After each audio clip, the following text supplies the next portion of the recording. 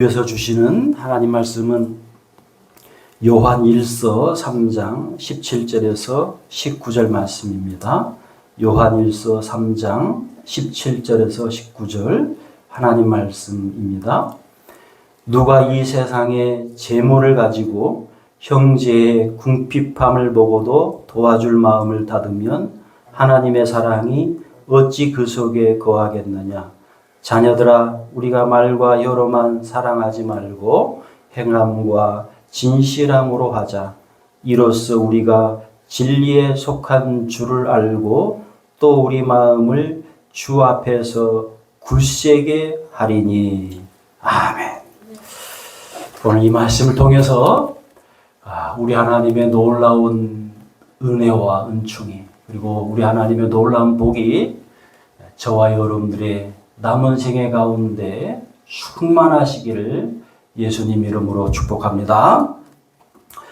우리 옥계교회의 주인은 예수님입니다. 왜냐하면 목회자인 저의 주인이 예수님입니다. 그리고 여기 있는 우리 성도님들 한 분 한 분의 주인이 예수님이기 때문입니다. 우리 성도님들의 교회 사랑과 섬김이 참 특별한 것 같습니다. 우리 성도님들이 우리 옥계교회 주인 되시는 예수님을 사랑하고 예수님을 사랑하는 섬김이 참 남다른 것 같습니다. 주일 공동체 식사에 반찬을 만들어 오시고 때로는 반찬거리를 제공하십니다. 저 개인적으로는 성도님들의 사랑과 섬김을 통해서 받은 것이 가장 맛있고 가장 귀합니다. 그것이 무엇이 되었든지 간에, 그것이 많든지 적든지 간에 모든 것이 값지고 모든 것이 귀합니다. 교회 주인 되시는 우리 주 예수님이 영광을 받아주세요. 예수님이 더 값지고 더 귀한 것으로 우리 성도님들에게 주님이 갚아주십시오. 이런 기도가 저절로 나옵니다. 때로는 이 목회자의 가정에 농사를 짓지 않는다고 하시면서 정성껏 키운 이 채소를 기쁨으로 주시고 기쁨으로 나누고, 또한 봄나무를 뜯어서 때로는 교회 가지고 오시고 편의점에서 음료수를 사주시고 정말 몸둘 바 모를 정도로 귀한 사랑과 섬김을 받고 있습니다. 때로는 다른 성도님들 쓰시라고 다른 성도님들 필요한 용품을 또 때로는 챙겨주시고 너무 신앙의 아름다운 모습입니다.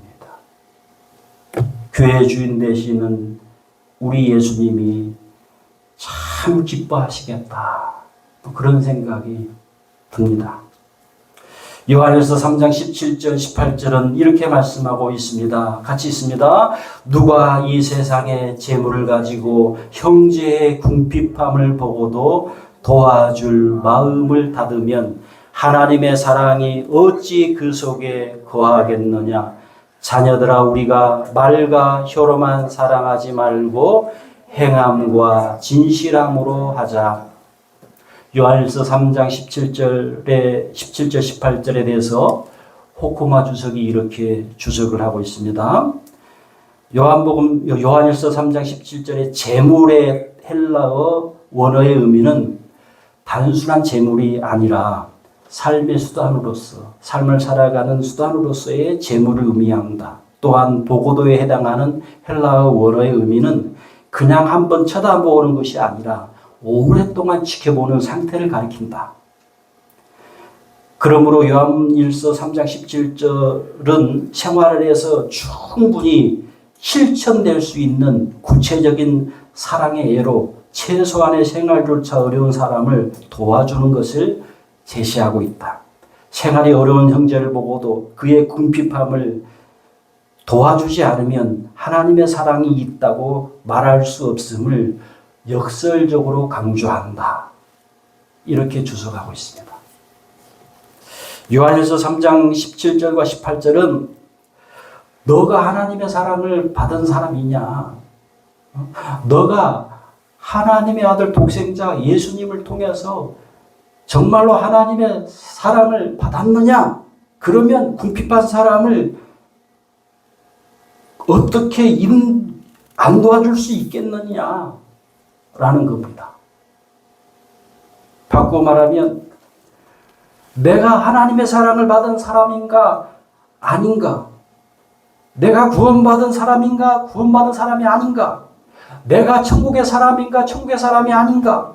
내가 하나님의 자녀인가 하나님의 자녀가 아닌가를 무엇으로 구별할 수 있는가라는 겁니다.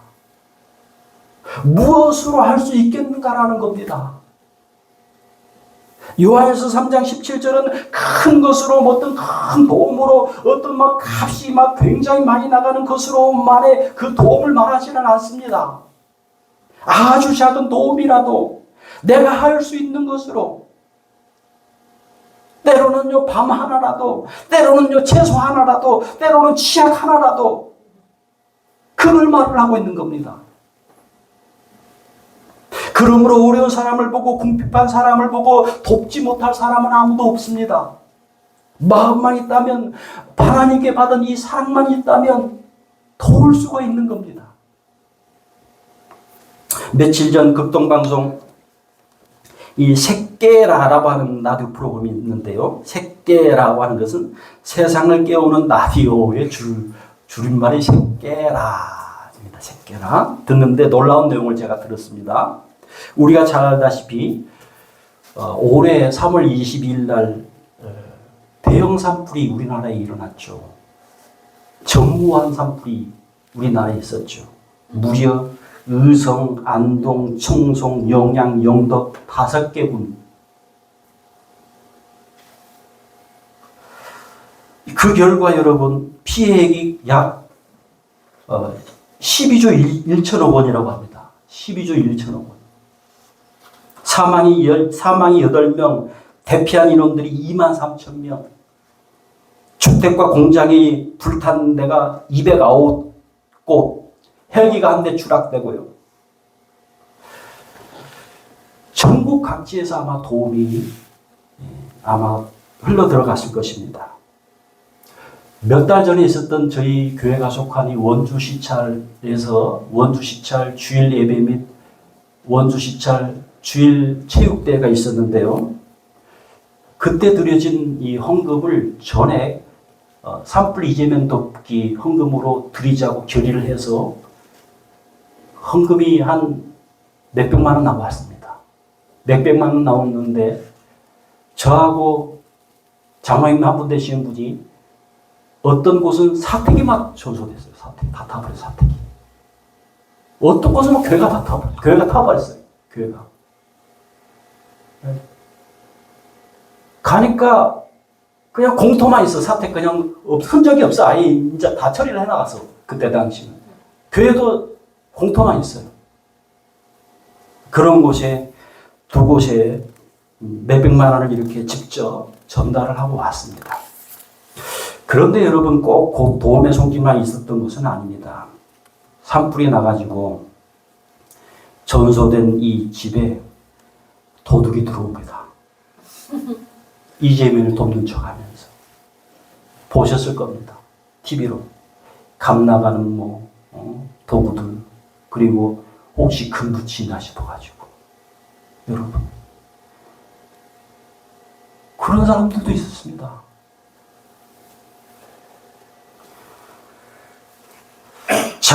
잠언에 이런 사람들을 걸어서 이렇게 얘기합니다. 이어 떨어지는 물방울과 같은 사람들. 비가 오는데요. 물방울까지 같이 떨어지는 겁니다. 어려움이 있는데 더 어려움을 주는 사람들. 그런 사람들도 있었습니다. 이 라디오 방송을 들으면서 제가 감동받은 내용은 그것입니다. 이 큰 산불로 막 집이 타가지고 이분이 간증을 하시는 분이 영덕에서 이제 집이 전소가 됐는데 영동에 이제 숙박업소에서 모텔이나 이런 숙박업소에서 한 4달 내지 5달을 살았답니다. 그러면서 신앙을 찾은 분이에요. 신앙을. 하나님을 찾고요. 하나님께 돌아온 분들이 있었다는 겁니다. 그 중에 한 사람의 이 간증입니다. 대형 산불이 나기 전에 교회 나가야지, 교회 나가야지. 이런 마음이 계속 내 마음에 있었습니다. 고향 영덕으로 내려오기 전에 인천 쪽인가 아마 그랬던 것 같은데 제 기억으로는 인천 쪽에서 살면서 신앙생활을 열심히 했습니다. 그런데 어떤 사정으로 기농기촌을 했는데 교회 안 나가고 그 열심인 신앙이 다 사라졌습니다. 마치 예수님과 전혀 관계없는 사람으로 살았습니다. 그런데 큰 불로 집까지 전소가 되고 큰 환난을 겪으면서 교회 나가야지 했던 다짐들이 마음속에서 살아났습니다. 마음속에서 일어났습니다. 그래서 바로 교회 나가기 시작했습니다. 신앙생활을 하기 시작했습니다. 하나님을 간절히 찾고 부르고 지금은 새벽마다 교회에 가서 새벽 기도하는 사람으로 제가 달라졌습니다. 제가 변화됐습니다. 여러분, 이분이 이렇게 간증합니다.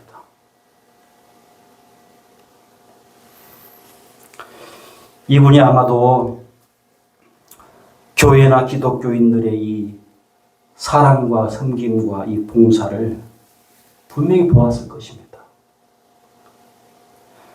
어마어마한 이 기독교인들, 교회들이 성도님들 가서 도왔잖아요. 그걸 분명히 보았을 것입니다.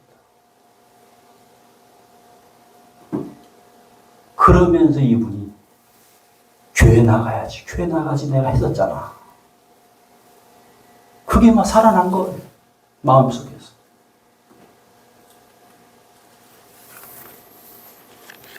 그런데 여러분, 이 방송 진행자의 이 말에 의하면요, 이런 사람들이, 이런 가정들이, 그러니까 이 대형 산불을 통해서 집이 전소된 것을 통해서 주님 앞에 돌아온 사람들이, 주님을 찾은 사람들이, 다시 신앙생활을 회복한 사람들이 더 있다는 겁니다. 본인이 아닌 선에서만 얘기를 했으니까 그 정도인데 더 있다는 겁니다. 사실은.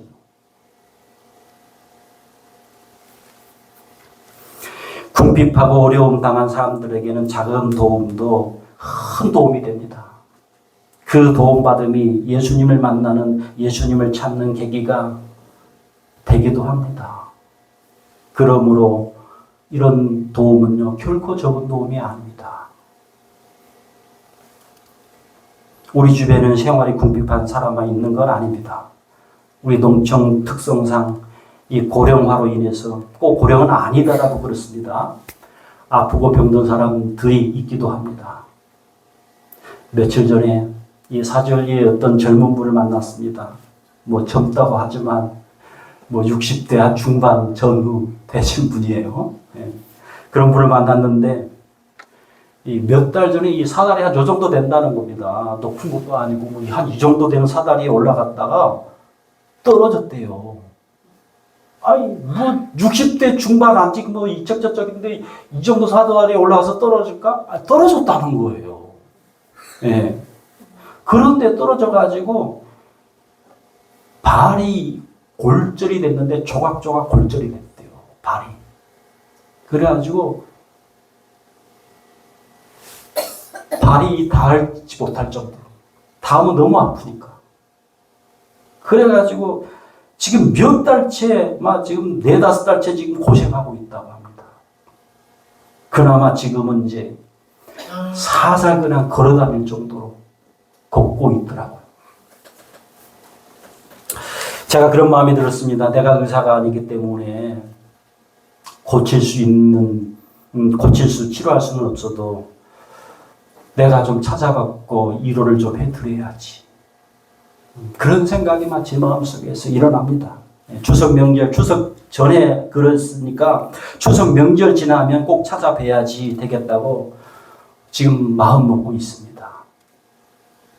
마태복음 25장 34절에서 36절 그리고 40절입니다. 같이 읽습니다. 그때 임금이 그 오른편에 있는 자들에게 이르시되 내 아버지께 복받을 자들이여 나와 창세로부터 너희를 위하여 예비된 나라를 상속받으라.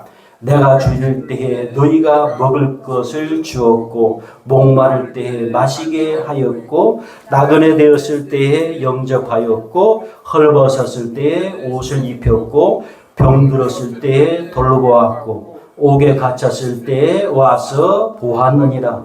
임금이 대답하여 이르시되 내가 진실로 너희에게 이르노니 너희가 여기 내 형제 중에 지극히 작은 자 하나에게 한 것이 곧 내게 한 것이니라 하시고. 여러분, 내 주변 한번 돌아보십시오.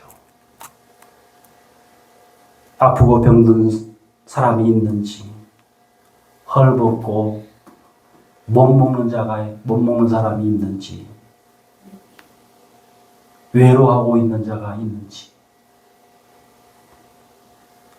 내가 그분들에게 과연 어떠한 도움이 될 수 있을까? 내가 과연 그분들에게 어떤 도움이 될까? 내가 도울 수 있는 것은 무엇인가?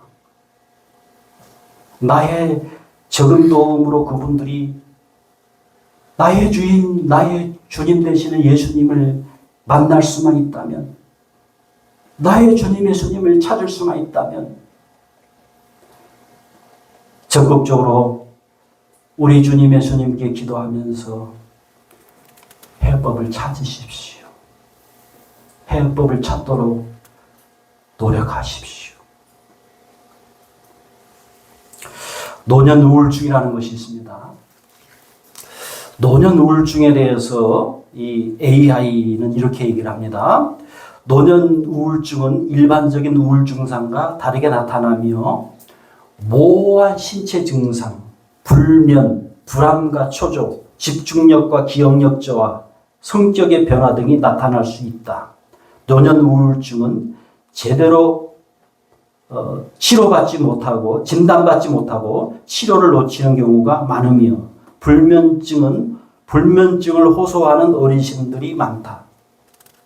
우울증은 신경전달 물질의 균형을 찾아주는 약물치료, 인지행동치료, 대인관계치료, 전기충격 치료 등으로 치료할 수 있다라고요.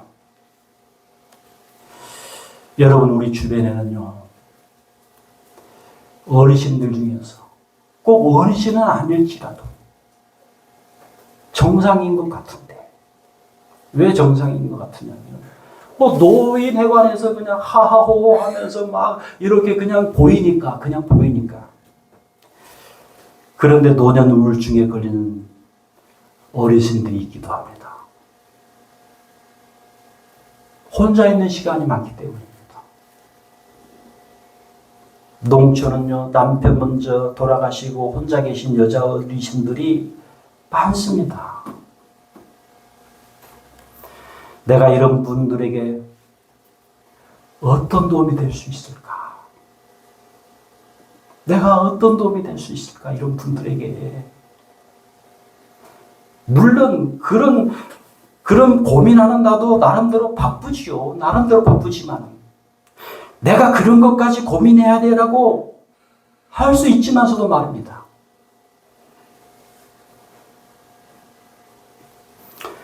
자, 이제 그럼 마지막으로 내가 받은 하나님의 사랑으로 내가 주변에 병약한 사람, 헐벗은 사람, 그리고 우울증에 걸리는 사람들에게 도움의 손길이 된다면 그런 나에게는 어떤 일이 도대체 일어날까요? 잠언 11장 24절에서 26절 같이 있습니다. 흩어 구제하더라도 더욱 부하게 되는 일이 있나니 과도히 아껴도 가난하게 될 뿐이니라. 구제를 좋아하는 자는 구제를 풍족하여질 것이요 남을 윤택하게 하는 자는 자기도 윤택하여 지리라. 곡식을 내놓지 아니하는 자는 백성에게 저주를 받을 것이나 파는 자는 그의 머리에 복이 임하리라. 아멘. 구제하는 자, 도움을 주는 자, 남을 윤택하는 자에게 살아계신 하나님이 윤택하도록 말하시도록 하나님이 갚아주십니다. 이건 경험한 분들 아실 겁니다. 분명히 아실 겁니다. 경험한 분들은. 이 말이 성경에 있는 말이 아니라 실제로 이루어지고 있는 말씀임을 이 말씀을 아실 겁니다.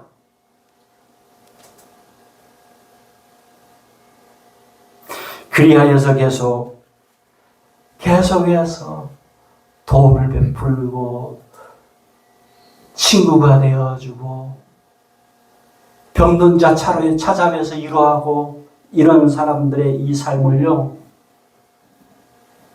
하나님은 풍족한 삶을 살게 하십니다. 이게 비밀입니다. 하나님이 그런 사람들요 윤택함을 보게 하십니다. 도움 주는 맛을 느끼게 하십니다. 정말 구제하고 나누고 베푸는 것을 하나님이 기뻐하시는구나. 하나님이 너무너무 좋아하시는구나를 체험합니다. 예수 복음 전하는 것도 마찬가지입니다. 영적으로 헐벗고 영적으로 지금 죽어 있는 사람들이 있습니다. 그 사람들에게 예수님 복음을 전하는 것, 그것이 곧 영적 구제입니다. 영적인 나눔입니다. 영적인 도움입니다. 영적 구제요 영적 나눔인 예수님 복음을 전하는 이 자들은요, 그럼 어떻게 될까요? 더욱 믿음의 부요함을 누립니다. 이게 비밀입니다. 비밀. 더욱 영적인 이 풍요함, 더욱 성령 충만함을요, 경험을 합니다. 내 주변에 영적으로 헐벗고 내 주변에 영적으로 굶주리고 있는 사람이 누가 있는지 살펴보십시오. 살펴보십시오. 부지런히 그리고 예수님 복음을 전하는 저와 여러분들이 되십시다. 하나님 사랑하는 여러분, 내가 정말 하나님의 아들 독생자 예수님을 통해서 나를 위해서 피 흘려주시고 나를 위해서 죽어주시고 나를 위해서 다시 살아나 주신 그 예수님을 통하여 예수님의 사랑을, 하나님의 사랑을 받은 사람인가? 사람이 아닌가의 이 기준 중에 하나가 주변에 어려운 사람, 주변에 헐벗고 있는 사람, 주변에 애로운 사람, 주변에 병든 사람에게 도움의 손길을 주고 있는가? 크든지 작든지 상관없습니다.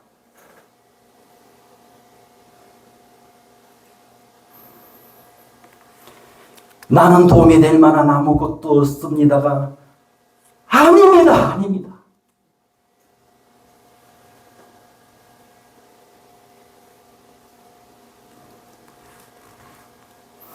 도움이 될 만한 아주 작은 거라도 무엇인가 있습니다. 있어요.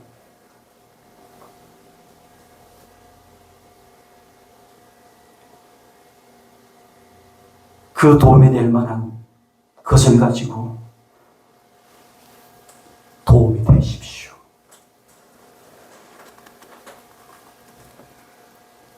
하나님이 갚으십니다. 하나님이 갚아주십니다. 그래서 점점 더 윤택하고 점점 더 풍족함을 하나님이 경험하게 하십니다. 도움을 받는 우리 사람들 중에는 나도 예수님을 믿겠다. 앞서 산불재해로 인해서, 산불 피해로 인해서 하나님께 돌아온 사람 같이, 신앙을 회복한 사람들 같이 나도 예수님을 믿겠소 하는 사람들이 생기기도 합니다. 기도하겠습니다. 하나님 아버지,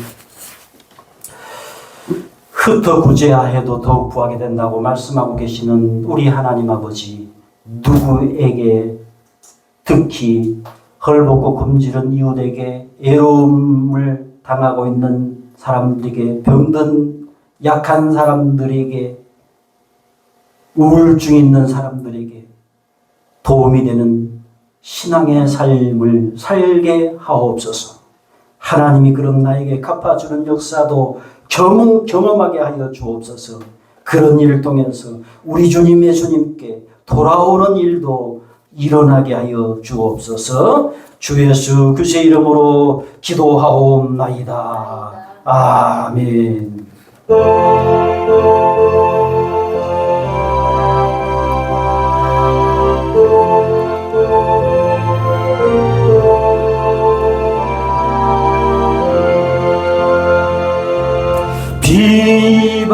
비바람이 칠 때와 물결 높일 때에 사랑하는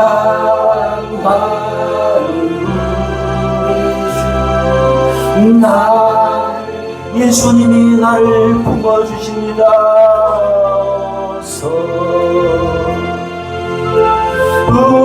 바지나 가도록 나를 숨겨주소서.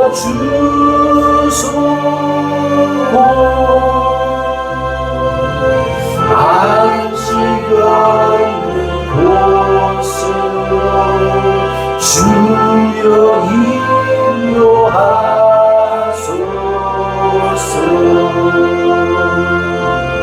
나의 영혼 피할 때, 피할 때가 예수님밖에 없습니다. 아멘. 혼자 있게 마시고 위로하여 주소서.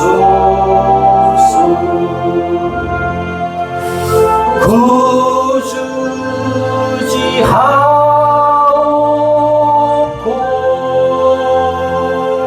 도와주신 비로니 할 수 없는 죄를 주여 보호하세요. 아멘. 전능하신 예수님, 나의 소원이 있으니 병자와 병을 고쳐주신 피입니다. 나에게는 죄악이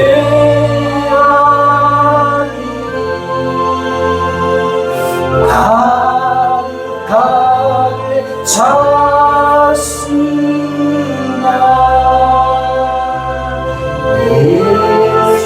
예수께는 진리와 의의 충만한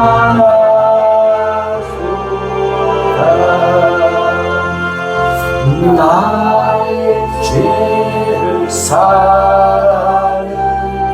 주의 은혜 큰